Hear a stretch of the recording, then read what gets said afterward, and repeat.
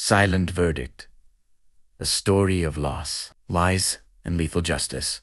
Episode 2.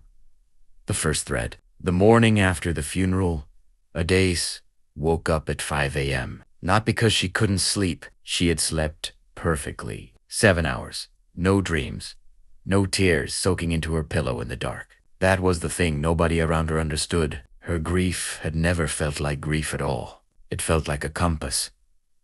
Like something inside her chest had stopped spinning wildly and locked on to a direction with quiet, terrifying certainty. She made tea, sat at the kitchen table, opened the blue notebook. 7 names stared back at her. Marcus Dyke was 34, real estate developer. Old money, the kind of man who threw parties where the wrong things happened and the right people smiled and looked away. He had released a public statement about Nadia's death within 24 hours. Eloquent, devastated. Practiced. Linda Ez was 28, Marcus's girlfriend. She had given her statement to Detective Cole twice, both times slightly different. A time changed here. A details softened there. People whose stories kept shifting were either confused or scared. Linda didn't look confused. Chidi Noalsu was 31, Marcus's business partner. Quiet in a way that was actually just careful. The loudest thing a person could do was say absolutely nothing. Sola Adeimi was 26. Nadia's coursemate. There had always been something beneath her laughing. A nervousness around. Nadia, that Adace had noticed and filed away. She would examine it now. Emre Hassan was 29. Nobody seemed to know anything about him beyond his first name. In a gathering of 7 people, that kind of anonymity was not an accident. That was a decision. Kemi Lowell was 25. She had shown up at the funeral and cried so genuinely that Adace had watched her carefully from across the room. Genuine grief stood out like a clean thing in a dirty room. And then the 7th, Ryan Cole. 27, present. At the party, not once mentioned by his uncle, Detective Cole, during the entire investigation. Adace set her tea down. There it was. She drew a slow red line connecting Ryan Cole's name to Detective Cole's.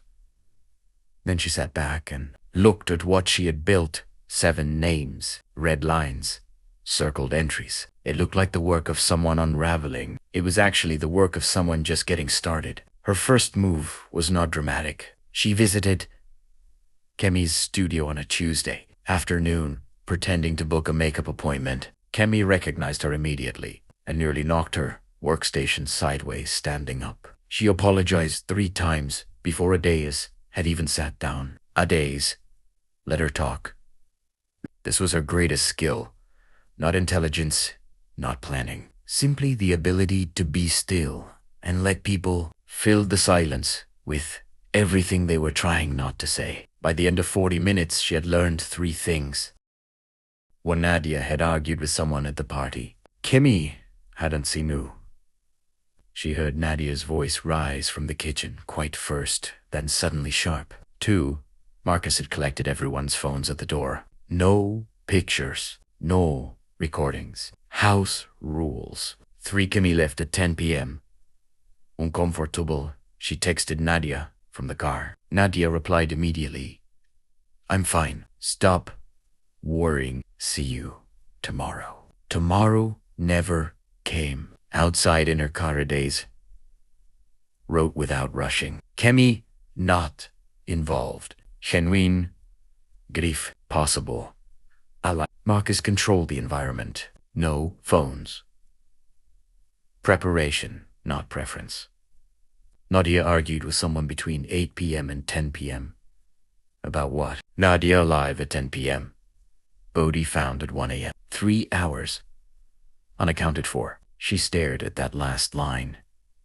3 Ols. 6 people. 6 constructed versions of events, leaving those 3 hours completely empty. Earphone buzzed. Phone buzzed, an old voicemail. Her phone had somehow surfaced. She pressed play. Mom, I'm on my way in. Safe. Some food. Love you. Nadia's voice filled the car. Adeus sat very still until it ended. Set her phone face down, started the engine, and drove. That night, she wrote 5 words in capital letters on a fresh page. Who did Nadia argue with? She underlined it 3 times. Turned off the lamp, sat in the dark. Tomorrow, she would visit Marcus Dyke with flowers and condolences. She would shake his hand and look him in the eye. The man who controlled the room the night her daughter was killed had not yet had a single uncomfortable moment that was about to change. To be continued. Watch out for episode 3, The Visit.